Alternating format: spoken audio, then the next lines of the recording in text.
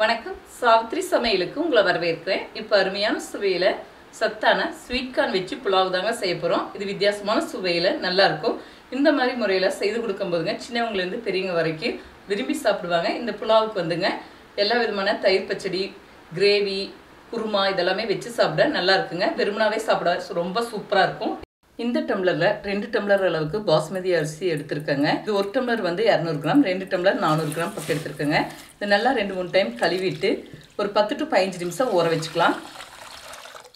இப்போ புலாவுக்கு தேவையான இஞ்சி பொடி விழுது அரைச்சிக்கலாங்க. இதில் 7 டீ பூண்டு பல் பொடி பொடியாக நறுக்கி வச்சுருக்குங்க.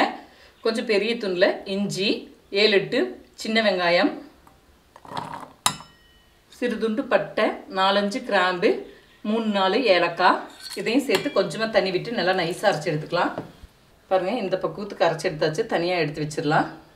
பெரிய ஸ்வீட் கார்ன் வந்துங்க 1 கப் அளவுக்கு வர மாதிரி எடுத்து வச்சுருக்கேன். இப்போ புலாவ் தாளிச்சு விட்டுருக்குங்க. 50 ml ஆயில், இது கூடவே 1 டேபிள் ஸ்பூன் நெய். உங்களுக்கு விருப்பப்பட்டால் புலாவுக்கு முழுவதுமே நெய் சேர்த்துக்கலாங்க. நான் ஆயில் பாதி நெய் பாதி சேர்த்துருக்கேன். எண்ணெய் சூடாகட்டும். ஒரு பிரியாணி இலை, கொஞ்சமாக கல்பாசி இதை சேர்த்துக்கலாம்.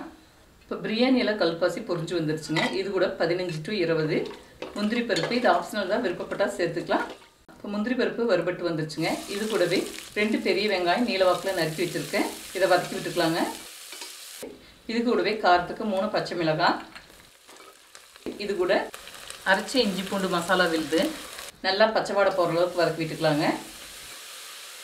இது கூட கொஞ்சமாக புதினா தலை, கொஞ்சமாக மல்லித்தலை, ஒரு கால் கைப்பிடி எடுத்துக்கிட்டாலே போதும். இதெல்லாம் நல்லா வதக்கி விட்டுட்டேங்க. இது கூட எடுத்து வச்சுருக்க ஸ்வீட் கார்ன் சேர்த்து வதக்கி விட்டுக்கலாம். தேவையான அளவுக்கு உப்பு சேர்த்துக்கலாங்க. இப்போ ஸ்வீட் கார்ன் போட்டுட்டுங்க ஒரு 2-3 நிமிஷம் வதக்கி விட்டுக்கிட்டா போதும். இப்போ 15 நிமிஷம் ஊற வச்ச பாஸ்மதி அரிசிங்க தண்ணி வடிச்சிட்டு சேர்த்துக்கலாம். 1 கப் அரிசிக்குங்க 1.5 கப் தண்ணி. நான் 2 கப் அரிசி எடுத்துருக்கனால 3 கப் அளவுக்கு தண்ணி எடுத்துருக்கேன். நல்லா ஒன்று சேர கலந்து விட்டுக்கலாம். சின்னதாக 1/2 எலுமிச்சம்பழம் பிழிஞ்சு விட்டுக்கலாங்க. ரொம்பவும் எலுமிச்சம்பழம் சாறு பிழிஞ்சு விடக்கூடாதுங்க. அளவாக ஊற்றிக்கிட்டால் சரியாக இருக்கும். ஒரு 2 டீஸ்பூன் அளவுக்கு இருந்தால் போதும். குக்கரில் ஹை ஃப்ளேமில் 2 விசில் வச்சுக்கிட்டால் போதும். இப்போ குக்கரில் 2 விசில் வந்து ஏரெல்லாம் போயிடுச்சுங்க. ஓப்பன் செய்து பார்த்துக்கலாம்.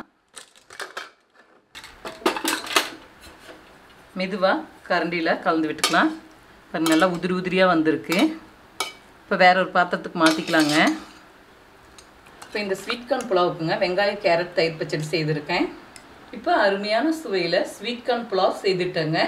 இதே முறையில் செய்து பாருங்கள். இந்த வீடியோ பிடிச்சிருந்தா லைக் பண்ணுங்கள், ஷேர் பண்ணுங்கள், சப்ஸ்கிரைப் பண்ணுங்கள், கமெண்ட்ஸ் பண்ணுங்கள். அடுத்த வீடியோவில் சந்திக்கலாம்.